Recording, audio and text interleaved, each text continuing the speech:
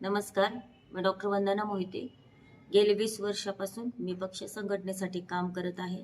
हे सगळ्या तालुक्यांनी मला बघितलेलं आहे आणि 20 वर्षापूर्वी मी पंचायत समिती असेल, जिल्हा परिषद असेल, विधानसभा असेल, या सर्व निवडणुकींसाठी मी अर्ज दाखल केला होता आणि त्यावेळेस मागच्या विधानसभेच्या वेळेस महिला पूर्ण जिल्ह्यातनं, पुणे जिल्ह्यातनं एकच महिला होती आणि त्यावेळेस माझं कौतुक पण केलं होतं की एक महिलेने आज फॉर्म भरलेला आहे. पण त्यावेळेस तुतारीकडे म्हणजे शरद पवार गटाकडे आज काही आपल्या स्थानिक पुढाऱ्यांनी मागणी केली होती आणि त्यांनी प्रवेश करून आज तुतारीकडनं तिकीट घेतलं होतं.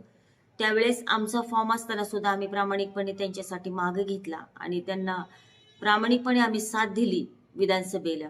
आणि त्यावेळेस मला सांगण्यात आलं की तुम्ही एवढ्या वेळेस थांबा, तुम्हाला पुढच्या जिल्हा परिषदला विचार केला जाईल, म्हणून मी थांबले आणि प्रामाणिकपणे काम केलं. नंतर आता जिल्हा परिषदेची निवडणूक लागली आणि ह्या निवडणुकीच्या वेळेस माझ्या गटामध्ये योगायोगाने दैवी कृपेने सर्वसाधारण महिला आरक्षण आलं आणि त्या दृष्टीने आमच्या इच्छा कुठेतरी हे झालं की चला, आम्हाला आनंद झाला की 20 वर्षानंतर कुठेतरी आपल्याला न्याय मिळेल. म्हणून आम्ही त्यासाठी मी गेले 5 दिवसापासून आदरणीय देशाचे नेते शरद पवार साहेब असतील, सुप्रियाताई असतील, खासदार सुप्रियाताई सुळे असतील आणि उपमुख्यमंत्री अजितदादा पवार असतील, यांची मी स्वतः जाऊन एक 4 ते 5 वेळा भेट घेतली आणि काही दिवसापूर्वी म्हणजे वरिष्ठ पातळीवरनं निर्णय करण्यात आला की तुतारी आणि घड्याळ हे दोन्हीही गट एकत्र लढणार आणि युती होणार आणि युती झाली, डिक्लेअर झाली की पूर्ण राज्यात युती होणार. म्हणून दौंड तालुक्यामध्ये युतीच्या माध्यमातून आम्हाला अपेक्षा होते की जिल्हा परिषद 7 गटापैकी 2 जागा मिळतील आणि पंचायत समितीच्या 14 जागांपैकी निदान आम्हाला 4 जागा मिळतील. पण तसं काही स्थानिक पातळीवर झालं नाही.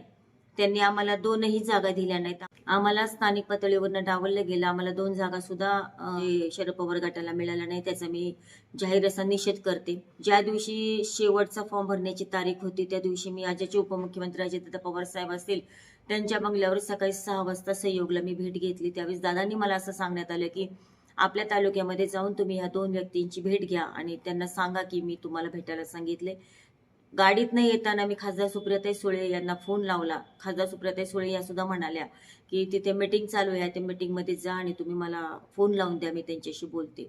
त्या दृष्टीने मी त्यांना फोन लावला त्या 2 व्यक्तींना आणि त्यांनी मला सांगितलं की आम्ही मीटिंगमध्ये आहोत, आम्ही तुम्हाला भेटू शकत नाही, तुम्हाला आम्ही 1 तासाने भेटू. म्हणून मी थांबले.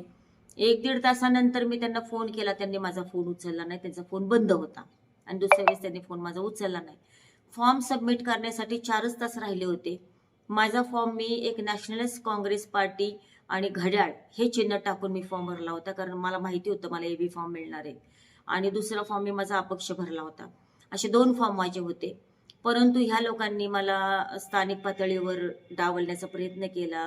मला माहिती नाही का प्रयत्न केला असेल, कारण संघटनेमध्ये एक माझं चांगलं काम आहे. कदाचित त्यांना काही गोष्टी वाटल्या असतील, कदाचित मी सांगू शकत नाही त्या सगळ्या तुम्हाला. पण मला त्यांनी डावललं आणि मला ती उमेदवारी दिली नाही.